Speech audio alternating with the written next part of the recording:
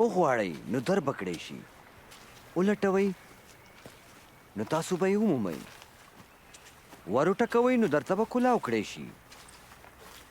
هر څوک چې غواړي هغه ته میلاویږي، او څوک چې لټون کوي هغه یې مومي، او څوک چې ور ټکوي هغه ته کلاویږي.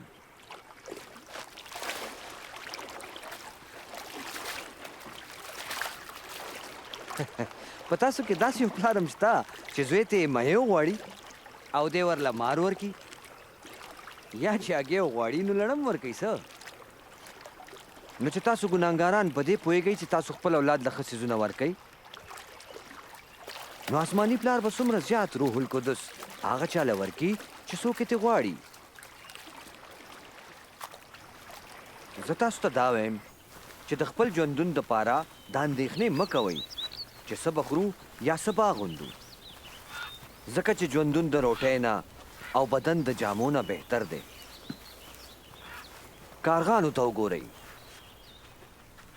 دوی نه خو کري او نه ریبي او نه یې خمبې شته، خو خدای وله رزق ورکوي. نو بیا تاسو هغه ته د مارغانو نه ډېره هم یئ.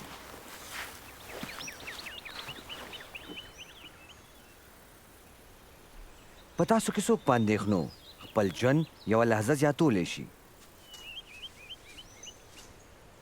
که دا معمولي کار نشئ کولی نو بیا ولې اندېښنو اغوستي یئ؟